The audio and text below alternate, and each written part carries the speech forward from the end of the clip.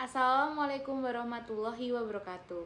Perkenalkan, nama saya Salsabila Duyini Astri, biasa dipanggil Salsa, NIM 112210987 dari kelas MA22C3. Di sini saya akan mempresentasikan video mengenai budgeting di PT Katolik Indonesia untuk memenuhi tugas ujian tengah semester mata kuliah manajemen akuntansi. Selamat menyaksikan. Budgeting di PT Katolik Indonesia.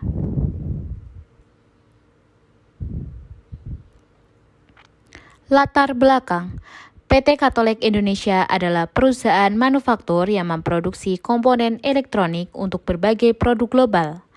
Dalam kegiatannya, operasional perusahaan menerapkan sistem anggaran sebagai alat untuk merencanakan dan pengendalian biaya produksi serta operasional.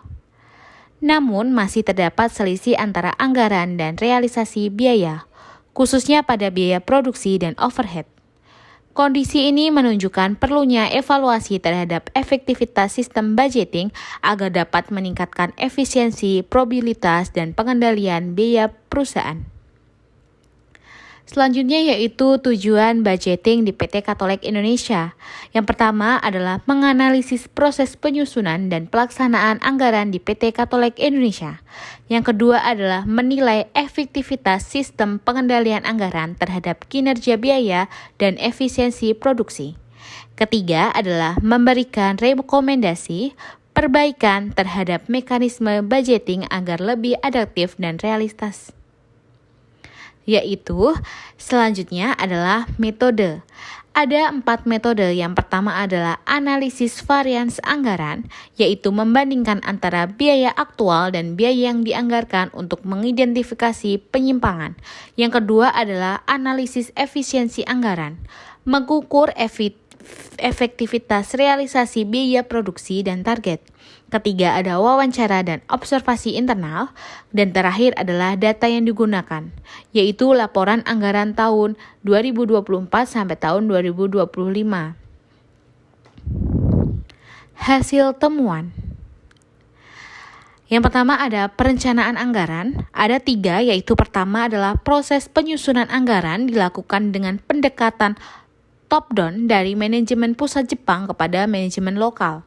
Yang kedua ada estimasi biaya yang ditetapkan berdasarkan volume produksi dan harga bahan baku tahun sebelumnya. Dan terakhir, sistem ini kurang fleksibel terhadap perubahan harga pasar dan fluktuasi kurs mata uang, sehingga anggaran sering tidak realistis. Yang kedua adalah pengendalian anggaran. Yang pertama, pengendalian dilakukan setiap bulan melalui laporan realisasi biaya dengan anggaran. Kedua adalah divisi produksi dan keuangan melakukan evaluasi terhadap selisih yang muncul. Ketiga, berdasarkan data internal ditemukan biaya aktual rata-rata 6% lebih tinggi daripada anggaran tahun 2000 sebelumnya. Penyebab utamanya adalah kenaikan harga bahan baku serta overtime tenaga kerja untuk memenuhi permintaan yang mendadak. Terakhir adalah belum adanya mekanisme umpan balik cepat saat terjadinya penyimpangan besar. Insight manajerial. PT Katolik sudah memiliki sistem budgeting yang terstruktur, tetapi masih bersifat administratif. Kurangnya partisipasi dari tingkat bawah menyebabkan estimasi biaya kurang akurat. Sistem pelaporan realistis lebih manual dan memakan waktu lama untuk analisis penyimpangan. Anggaran biaya produksi PT Katolik Indonesia periode Januari 2025. Komponen biaya adalah bahan baku langsung dianggarkan 1.200 miliar rupiah dengan realisasi adalah 1.250 miliar rupiah dengan selisih minus 50 juta sehingga ini keterangannya adalah tidak efisien.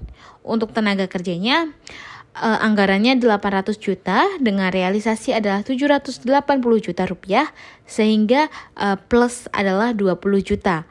Sehingga ini berketerangan efisiensi. Ketiga ada biaya overhead pabrik sebesar 500 juta rupiah dengan realisasi adalah 520 juta rupiah. Ini menimbulkan ketidakefisiensian. Jadi untuk total biaya produksi terjadinya overhead budgeting sebanyak 50 juta rupiah. Dari presentasi di atas bisa dapat dikesimpulan bahwa hasil analisis sistem perencanaan dan pengendalian anggaran atau budgeting di PT Katolik Indonesia sudah berjalan cukup baik sebagai alat manajerial. Namun masih terdapat selisih antara anggaran dan realisasi biaya, terutama pada komponen bahan baku dan overhead pabrik. Selisih tersebut menunjukkan adanya ketidakefisiensian akibat kenaikan harga bahan import, lembur, dan biaya energi. Oleh karena itu, perusahaan perlu memperkuat mekanisme pengawasan anggaran secara berkala dan menerapkan sistem budgeting yang lebih fleksibel agar dapat menyesuaikan dengan dinamika biaya produksi dan kondisi pasar.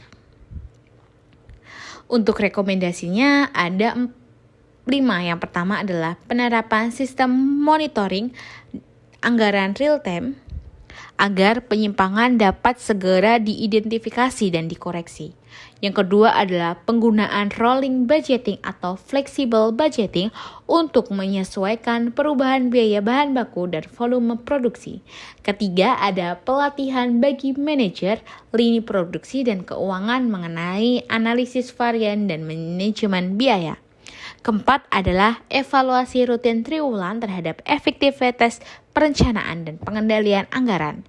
Dan terakhir adalah optimalisasi penggunaan energi dan sumber daya untuk meningkatkan efektivitas produksi.